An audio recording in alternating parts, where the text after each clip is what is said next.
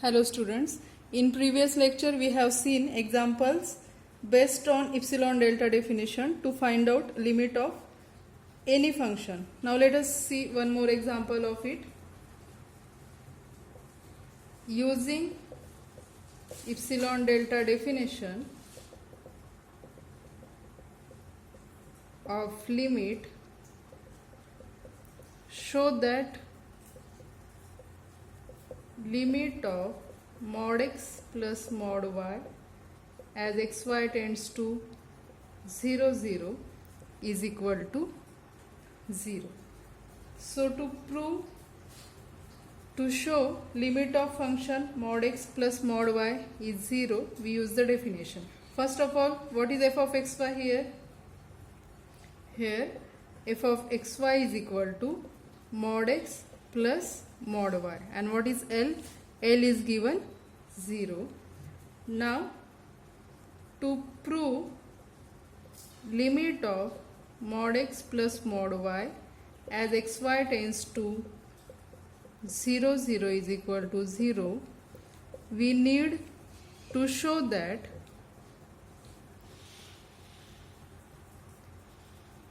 for any epsilon greater than 0, there exists delta greater than 0 such that by definition mod of f of xy minus L less than epsilon whenever 0 less than square root of x minus a bracket square plus y minus b bracket square less than delta. That is, in this example, what is f of xy? F of xy is mod x plus mod y. What is L? L is 0 less than epsilon whenever 0 less than, in this case a and b, xy tends to 0, 0 means xy tends to ab, ab are 0, so 0 less than square root of x square plus y square less than delta. Now let us consider epsilon is given.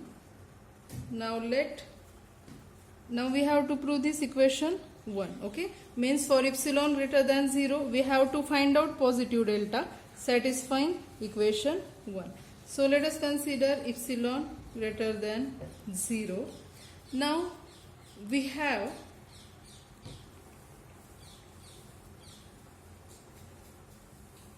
it is whenever, okay, now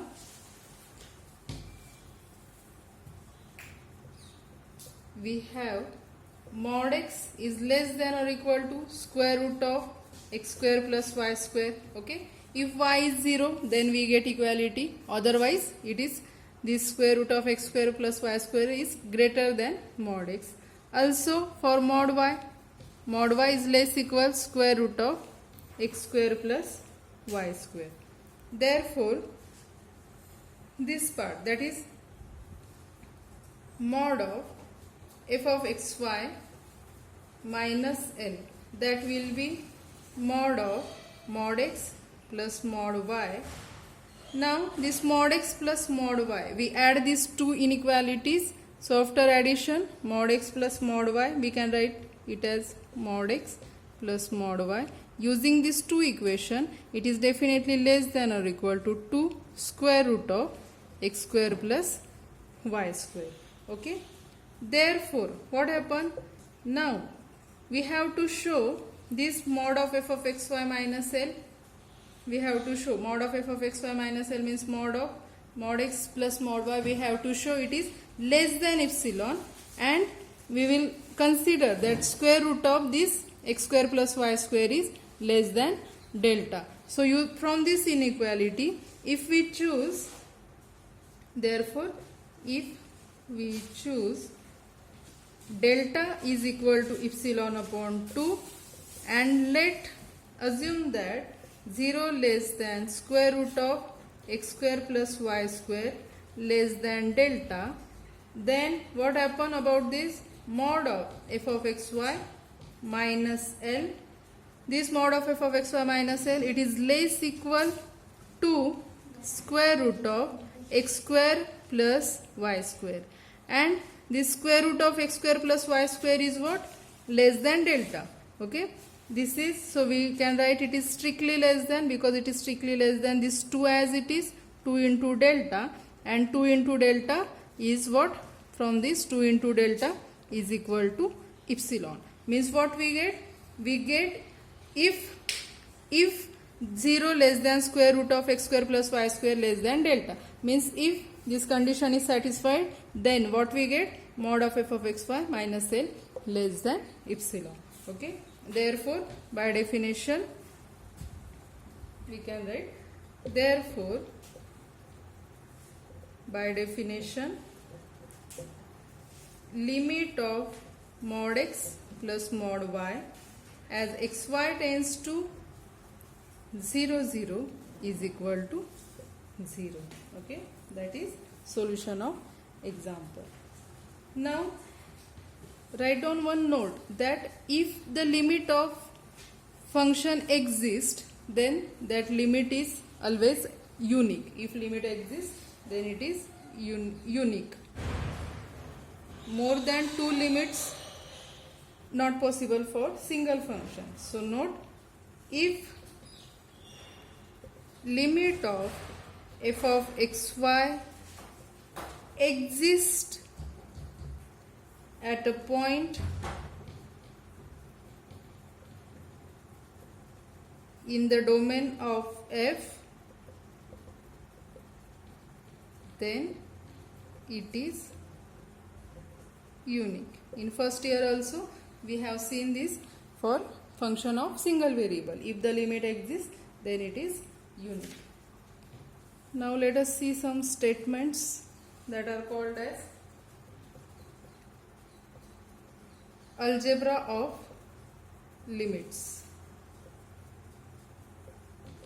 In first year for single variable function we have seen it. Now in this year for 2 variable function. For that, what is algebra of limits? So for that, let f of xy and g of xy be 2 functions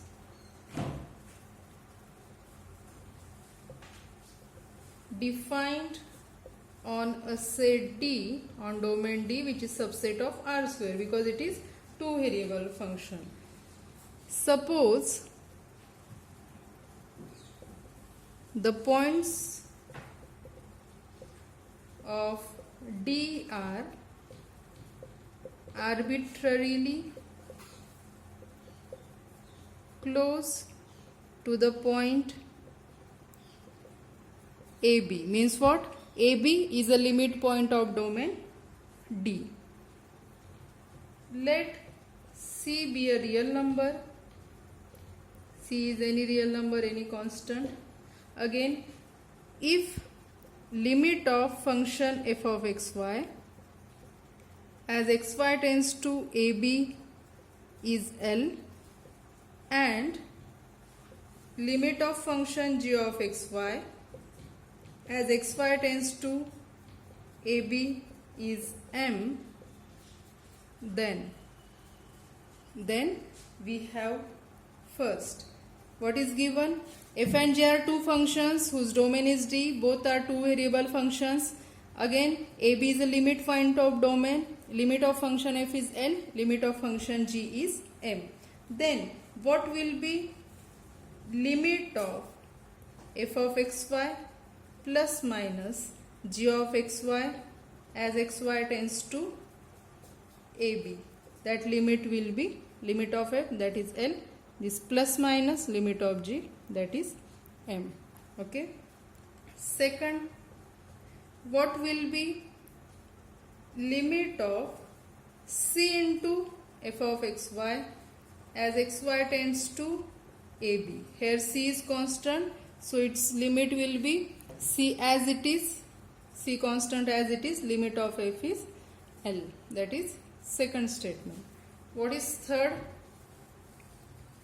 Third statement is regarding to multiplication, that limit of f of xy into g of xy as xy tends to AB that limit will be product of L and M. And last is limit of f of xy upon g of xy as xy tends to AB. What will be this limit? That limit should be L upon M, provided what? If M is not equal to 0. So these four statements are called as algebra of limits. Next is definition of bounded function. Now what is bounded function? Consider f be a function of two variables with domain D subset of R square. Then f is said to be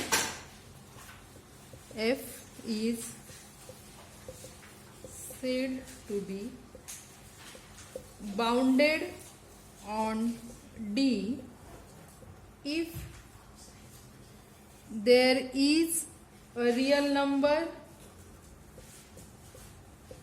m greater than 0 such that mod of f of xy is less equal m for all xy belongs to D.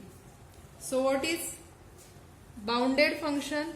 Any function, suppose f is a function which is a two variable function because D subset of R square. F is a two variable function. Now we say that this function is bounded on domain if what? There exists a real number satisfying condition mod of f of xy less equal m for all xy belongs to D. Means for all values of f of xy that value must be less equal m. We can write it as minus m less equal f of xy less equal m. Okay, means this function f of xy is bounded above as well as bounded below. Therefore this function is said to be bounded on domain. Next theorem is that is without proof. What is that? States if limit of f of xy exists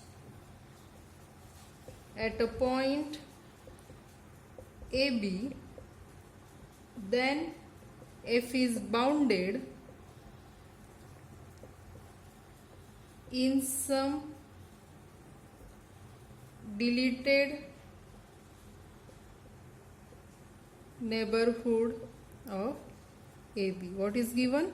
Limit of function exists at a point AB. AB is the limit point of function and its limit exists. If the limit of any function exists, then that function is bounded in deleted neighborhood of point AB. Another theorem,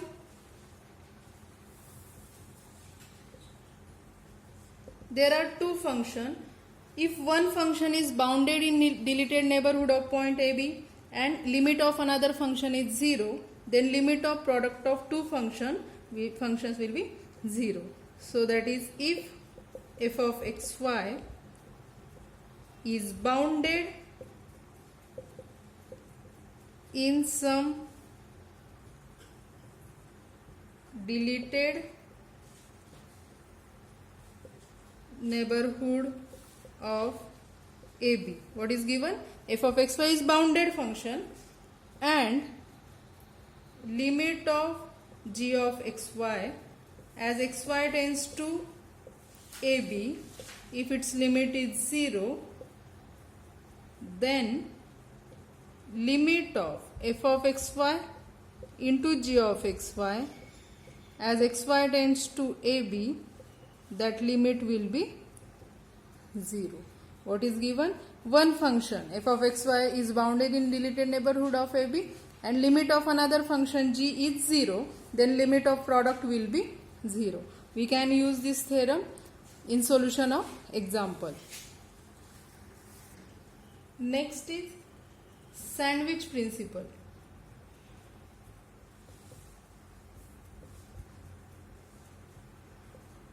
As the name suggests, sandwich, there are three functions. One function is between two, that is, if f of xy is less than or equal to h of xy, h of xy is less than or equal to g of xy, for all xy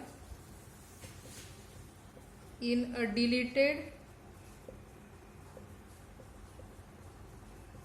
neighborhood of AB, and limit of f of xy as xy tends to AB, xy tends to AB is equal to L is equal to limit of g of xy as xy tends to AB, then limit of h of xy as xy tends to AB, that limit will be L. What is sandwich principle? There are three functions such that f of xy is less equal h of xy is less equal g of xy, and this inequality is true for all xy in deleted neighborhood of point AB. And what is given?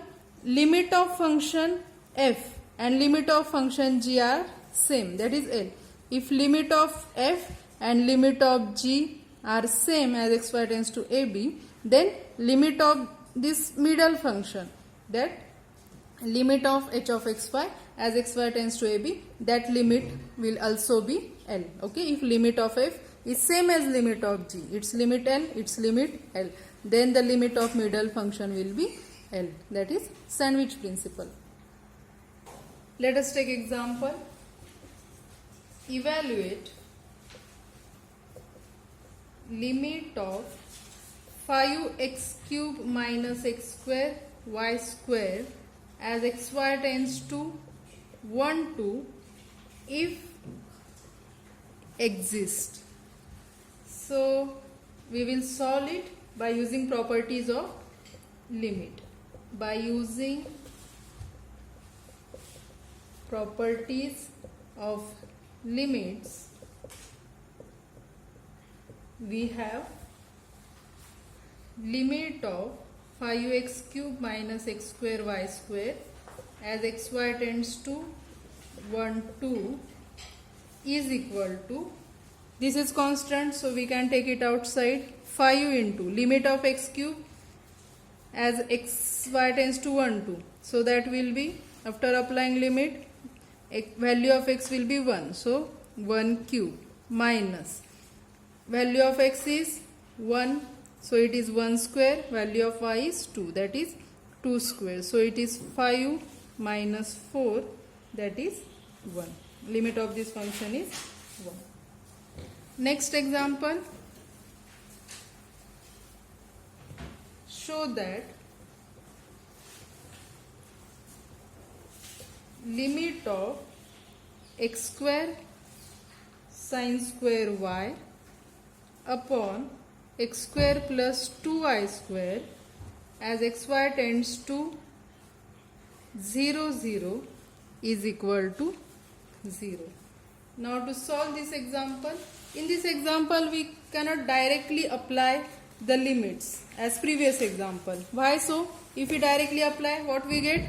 0 upon 0 form. So we can't put directly the limits as previous example. So let us consider f as x square upon x square plus 2y square and function g as sin square y. Let f of xy is equal to x square upon x square plus 2y square and g of xy is equal to sin square y. Okay. Now we have x square is less equal x square plus 2y square. We are taking it, using it. Okay. X square less equal x square plus 2y square. Definitely from this we can write, this implies x square upon x square plus 2y square is less equal 1. Means what? From this we can write therefore mod of f of xy can be written as mod of x square upon x square plus 2y square. As all are positive, this modulus value will be same. So mod of this, using it, what? Mod of this will be less than or equal to 1. Means what? Mod of f of xy less equal 1 means what?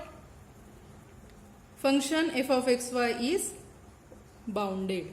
Okay? Mod of f of xy less equal 1. Therefore, f of xy is bounded in a deleted neighborhood of 0, 0. F of xy is bounded. We are using the last theorem in which two functions were given. One function was bounded, limit of another function was 0, then limit of product of two function will be 0. So in this case, this function f of xy is bounded, and what will be limit of g of xy? Limit of g of xy as xy tends to 0, that limit will be 0. So we will write also limit of g of xy as xy tends to 0, 0, this limit is 0. Therefore, using theorem, one function is bounded, limit of one function is 0. So by theorem, limit of product of two function. Therefore, limit of f of xy into g of xy as xy tends to 0, 0, that will be 0. That is what? Limit of our f of xy was. So we combine them, that is limit of x square sin square y upon x square plus 2y square as xy tends to 0, 0. So we get limit of this function as 0. That is solution. Now let us take another example. Using sandwich principle,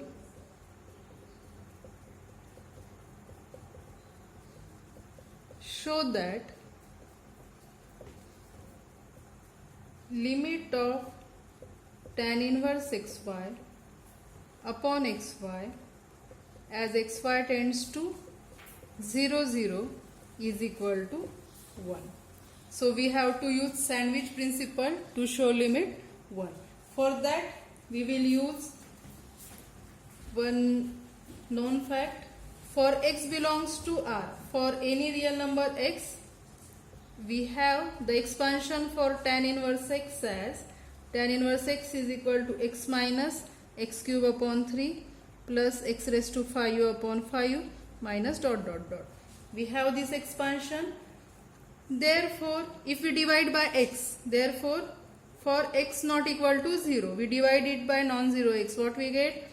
Tan inverse x upon x. We divide by x, we get, after dividing by x, 1 minus here x square upon 3 plus here x raised to 4 upon 5 minus dot dot dot. We get tan inverse x upon x. Now from this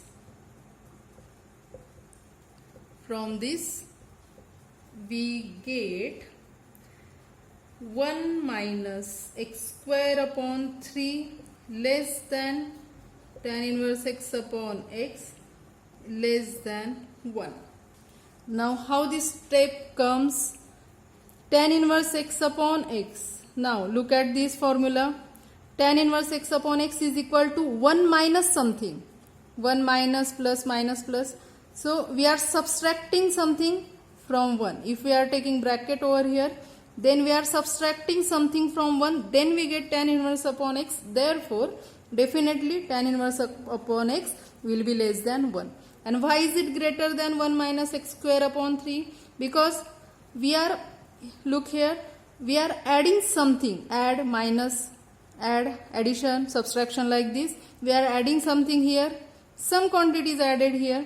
So 1 minus x square upon 3 is definitely less than tan inverse x upon x less than 1. Okay. So from this, if we replace x by xy, then what happen?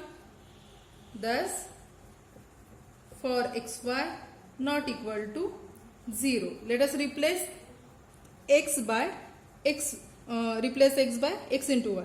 So we get 1 minus x square y square upon 3 less than tan inverse xy upon xy less than 1. We get this inequality. Now look here, what will be limit of this function? Now according to sandwich principle, here we have to use sandwich principle. Now we get three functions here. First function is this is second function, this is third function which is constant. Now if limit of last function and limit of first function are same, then that will be limit of middle function. So what will be limit of this function? As xy tends to 0, 0, as x and y both tends to 0, this value becomes 0. So limit will be 1 minus 0, that is 0. And limit of constant function is constant as it is. Its limit will be 1 minus 0, that is 1. Its limit will be 1 and it is constant function. Its limit also 1.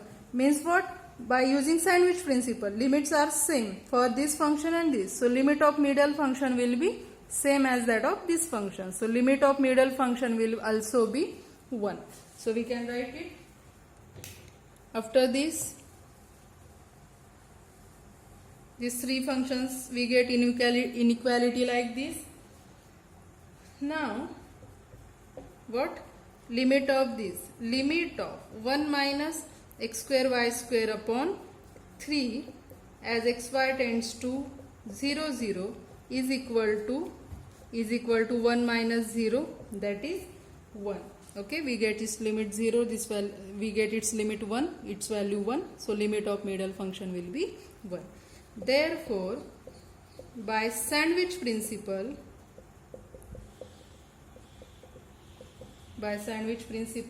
what we get?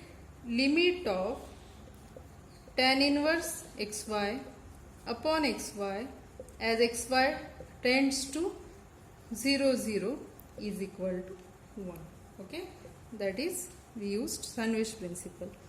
Okay, in next lecture we will see about limit along paths and their examples. Okay, thank you.